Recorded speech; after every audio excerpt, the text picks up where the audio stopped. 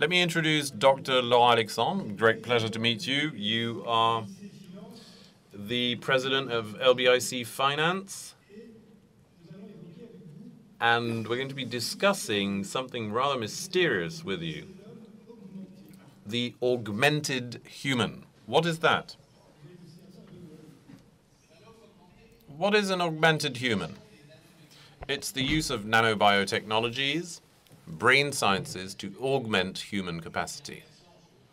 So part of it acts on the body, the bionic man, the immortal man, developed by Google, Google's subsidiary Calico, that wish to euthanize war. And then there's neural augmentation, the biological or neuroelectronic increase of intellectual capacity.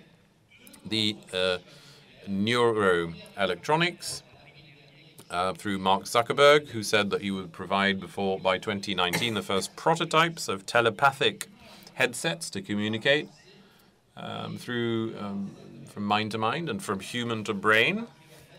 And Mark Zuckerberg, the Facebook boss, said that the broadband would be 5 times quicker than the human brain. And then something that's slightly more disruptive for us who are traditionally from a traditional background. There's Neuralink, who's developing, with Elon Musk, developing small electronics that can wrap around our neurons to increase our IQ and allow us to fight against the hegemony of artificial intelligence in coming decades. Tesla, Elon Musk, Zuckerberg, Facebook are creating a world of cyborgs, of men with augmented and more powerful intellectual abilities, which philosophically and politically is fascinating, but of course had huge economic implications. This is not science fiction. Is this real? It's not science fiction. It's a business model. Business model of people who have unlimited resources, who have the best technologists, the best IT specialists, the best brain specialists working for them. Elon Musk recruited an outstanding team at Neuralink. He's the head of it. Elon Musk is in charge of SpaceX, Tesla, but also Neuralink. He has people of outstanding capacity who in the 10, 20, 30 coming years will revolutionize work, political organization, and education, of course. You will imagine that when microprocessors increase your IQ by 50 points, schools are going to be severely challenged by these neurotechnologies. As you know today, schools improve the culture of kids, but does not increase their cognitive capacities. So all of this is magical, but slightly disturbing, isn't it? Should there be a moratorium on artificial intelligence? There will be no moratorium for nanobiotechnologies and AI because they don't come from the old Europe. It comes from California and China. And you know what the military budget is in Europe. We're not going to be bombarding California or China to stop them from going into AI and genetics. We're going to experience this revolution of the NBICs, the revolution of neurotechnologies through augmentation. And if we want our say in this huge technological battle with its political and financial implications, we would need to catch up technologically and geopolitically, which we're not doing. So the tsunami is going to reach us eventually. We'll be victims. It'll come with a lot of promise. Its regulation, if we're not careful, will probably happen around the Pacific Rim rather than on the banks of the Seine. No regulation, you're saying this is going to happen? When about? So Elon Musk, for telepathy, Zuckerberg said 2019, 500 days from now, just round the corner. And Elon Musk technology, which is more invasive, probably between 2030 and 2040. But this will probably be for kids who are in kindergarten right now and who will be reaching the job market. So it's not science fiction. It's a philosophical and civilizational shock which will need to be regulated. And our problem is not technology. Technology is running and we're going to be stuffed and saturated. The problem is politics and philosophy. There's a complete disconnect between our technological power and our philosophical and political thought.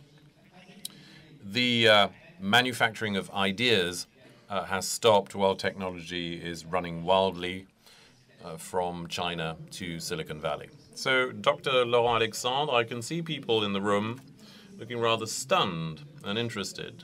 Do you approve? Are you worried in the room?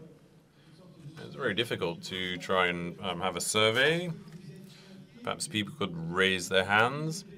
Who finds all of this rather worrying? Ah, yeah, quite a few. Let me say that I'm not the founder of Neuralink. It's the world's most famous industrialists, Zuckerberg and Musk. They're launching this. It's a well-known fact. I'm not a bearer of bad news. I'm just an expert in the political and geopolitical consequences of the technological tsunami.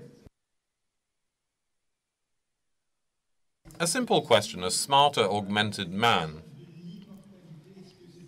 Is that a step towards immortality? Both are linked. It takes a lot of artificial intelligence to understand the aging process. It's incredibly complicated. DNA is 20,000 billion informations. So fighting aging, which Google is trying through Calico to try to reach the death of death. That needs a lot of artificial intelligence. We have a very narrow link between immortality and AI and neurotechnology, of course. The death of death requires mass development of the industry of industrialization of intelligence. The death of death and the industrialization of AI. Will this be something that will come along with democratization of biological intelligence? Will all this lead to the death of man, where man is purely a technological instrument rather than being what he must remain, a thinking philosopher, not purely made of technological substances and business models? Final question for you, Dr. Laurent Alexandre, for this very spectacular and exciting subject. There's an acceleration of things. Will augmented humans be an answer to the acceleration of technology? We are living in the middle of machines that we no longer understand, the acceleration of information and so on. What can be said is that as we are unable to prevent the progress of artificial intelligence, there are two scenarios. We could become slaves of the machine, or we could merge with the machine and become augmented.